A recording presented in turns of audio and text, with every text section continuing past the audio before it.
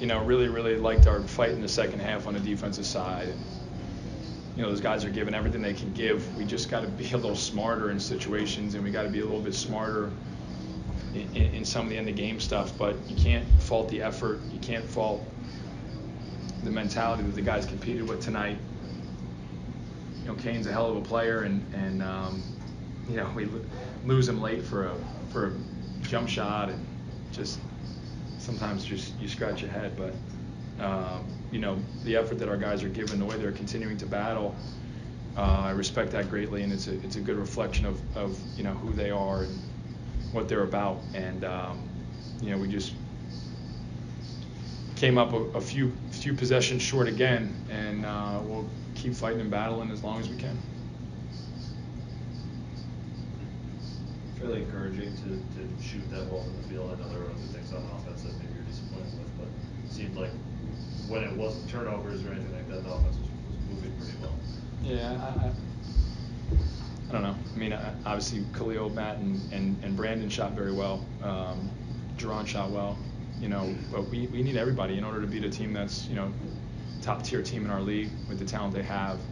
We need everybody being able to contribute offensively. And I thought in the beginning of the game the ball was sticking a little bit too much, and obviously the defense they play is not one that you're accustomed to seeing a lot. I think we do a decent job of attacking it, but it's another game where you shoot better than your opponent and you don't win. It's like we might be setting the NCAA record for a number of games where our field goal percentage is higher than our opponents, and somehow we don't win the game. I think they look at I don't know what the effective field goal percentage is, but that's like one of the number one indicators of wins and losses, and we could be the anomaly. But there was times I thought we executed really well. I thought we had a stretch there where we had some costly turnovers. Just some really poor decisions that I don't know what guys see, and you go back and forth sometimes, and you get the response of I thought he was going to cut, or I was making a read, and sometimes you can make bad reads too, and we made a couple bad reads there late in the game that I think really hurt our ability to either tie or take the lead, under 3 to go. But again, the effort was good enough to win. Our details weren't. I know that late game execution has been something that they brought up, throughout the year. It's not like it was just this game. Before this game, is that kind of like what their defense sort of does? Like, you want to beat them down the court, but if you don't, you're still, guys maybe still looking for cutters, thinking that they beat them down the court, but they kind of sucker you in. I don't know. It's just kind of the impression I got. No, I think they do a great job. Each and every possession is like a puzzle, and you got to be able to put the puzzle pieces together to find the right shot. And you can have the same puzzle, but the pieces fit together differently each time, right? And so, when we played out there the first time, we did a great job in the first half really attacking the middle third of the court, and then they took the middle third of the court away, and we didn't do a good job maybe attacking corners, perimeter, right?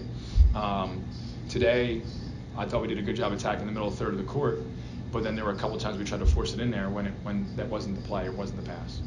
Obviously, they have incredible length. Kane, Parrish, Towson, those guys up there are long and aggressive and active. Moore obviously is great with his ability to kind of just get deflections and be a pest. And so they make it hard, and we got to be as organized as we can be offensively. And I think there were times where, when we kind of go off script, that's where we get ourselves in a little bit of trouble, because some of the things that we think we see, like you said, aren't really there, and that's sometimes what that defense does, right? You get into the teeth of that defense, and there's not really a whole lot of opportunities to get the ball out. You got to be able to go strong and finish. We had a couple of nice drives at times in the second half that they weren't able to finish, and then again the turnovers. Like if you get, they had 5 turnovers, we had 16. 9 more shots they took. Those are the things that just kind of continue to plague us. Is it a tough decision to make a call time out there with 5 seconds, knowing they're probably going to foul? Yeah, I think they were going to foul either way. They're a well-coached team, right? And I thought it was more important for us to be organized more than worrying about their organization, because again, that's just kind of who we are. When we play off the cuff, it can be scary. So I thought calling the timeout was the right play, and I thought we had a good action in, and if they foul us, they foul us, and then you got to go and we got to be able to figure it out with the next decision that's made. But I think had we called timeout or not, I think they're well schooled enough to be able to know that it's time to take the foul. Turnovers were definitely an issue tonight, especially down the stretch of the second half. How deflating is that for you, especially with how close the game was? How much time you got? It's just killer. Like when we put our offensive keys on the board before the game, the first value the basketball. Like, get a shot on the rim. Kick it up there if you have to. Like, get a shot on the rim. And then the last key was ball strong. So like we're talking twice about like how you have to take care of the ball. Like Brandon Stone has the ball, boom, Jalen Moore pops out of his hands. I don't know if we got any 50-50 balls, and that's obviously not part of turnovers, but that's being ball strong, right? There was a number of times where they kind of dug out some 50-50 balls that we needed. Cam Ferris had a chance at a 50-50 ball that we didn't come up with. They end up with a basket, right? Like, those are the things that make the difference. Like, there's such a fine line between winning and losing. And so throwing the ball away because you think you see something that might work 2 out of 10 times is a great recipe to not win games. If it's 7 out of 10 times, do it all day long. But we do some stuff that I don't, I go back and watch and I'll ask guys, like, what did you see? It's like, it doesn't answer the question great. So, it's just hard.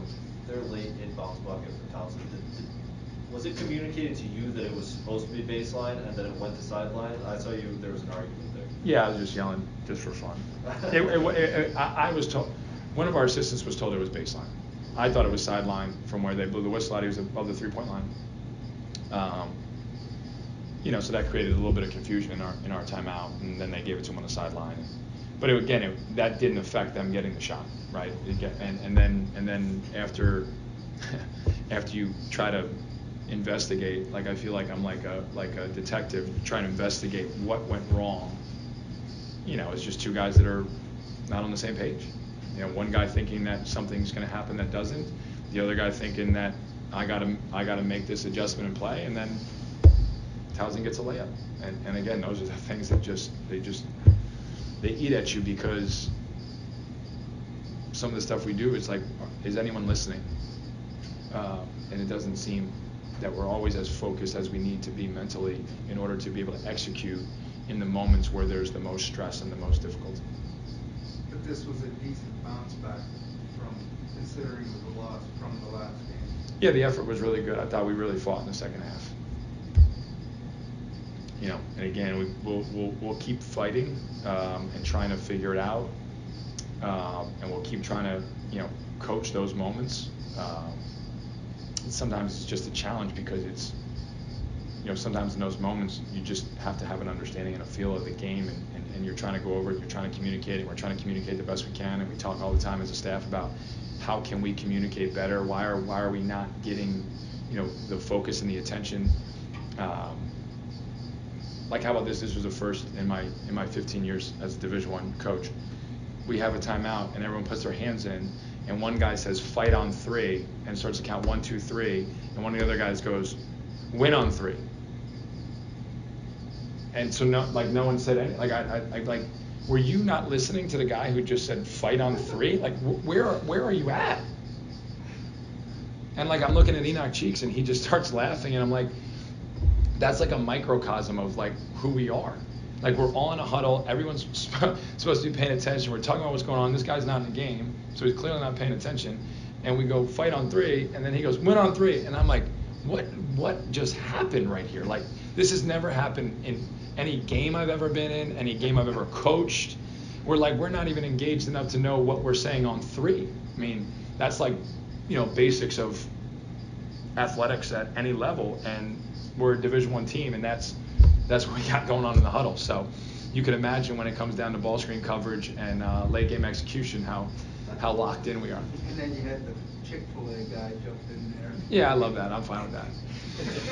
He probably would have had a better chance of us knowing what to say on 3 because he had everyone's attention. I can't get anyone's attention. Any other questions for Coach? Yeah. Coach, what was the plan coming in to try and stop Kane, and did that change, if at all, after halftime? You got to guard him. And you got to guard him. Like, he's one of the leading candidates to be the player of the year in the league, and you're not guarding him. Like, you got to close out. You got to guard. You got to work. You got to move. Like the ball got late in the half. They tried to run a little backdoor play. His last 3, I think, in front of our bench. Like, the ball gets passed, and like we don't even move. Like, they're throwing it to the best player on the court, and we're like, I hope he misses. I mean, he's 20 and 11 every night. So there's got to be some level of urgency, right? And someone's got to be able to take on that challenge of like, yo, I'm going to step up and I'm going to guard this dude and make him earn it. We gave him too many like freebies, and that's just not how you win a game. I feel like there's an understanding from the players that like it seems like part of the frustration is that the effort is there and you see that the details aren't like the thing holding you back, right? Like, it's little things that can take you guys over the top. Do you think that the players have sort of grasped that at this point? Like, I don't know. It seems like there's a real difference between late in the game, like actually doing it, and understanding that you need to do it. You know what I'm saying? Yeah, but the problem is it's a process, right? And you got to build it every day. So it's like when you're in those moments and you haven't really been in those moments, you have to be realistic with yourself about, okay, like, I need all my energy to be focused on like what we're doing on this next possession. I can't be talking to the guy next to me. I can't be like yelling at the manager to get me water. Like, I got to be locked in on this conversation here so that everybody's on the same page. And there's too many times where somebody's distracted, right? Somebody's not sure, or and literally, I mean, my assistants are after a timeout. We're in. We're in. Right? Like, yeah. Like, and we're trying to make sure we're covering our base, but there's also got to be like a desire of like, I want to win, so I got to know what I'm doing. I can't not gather the information necessary to be able to go out and execute. Like that last play where Townsend made the layup, or one of the last plays where Townsend made the layup with 4 seconds. Like, we never talked about switching one time. Like, those words were never uttered. Like, I asked Mike Islino, who went into the huddle, I said, do you think we should try and switch everything? He said, not sure. I'm like, okay, we're in 5. Again, we thought it was underneath. We said, you got to be active on the ball, watch any lob type opportunities. Then they put the ball out on the side, and we switch. Or we think we're switching. And it's like, when did that happen? Like, Mike Green fouled with 40 seconds left. There was 23 on the shot clock. Like, we were down 3 with 51 seconds, right? And initially I had said, if it gets over half court, foul. And then I saw that it was 51 seconds in 1 possession game.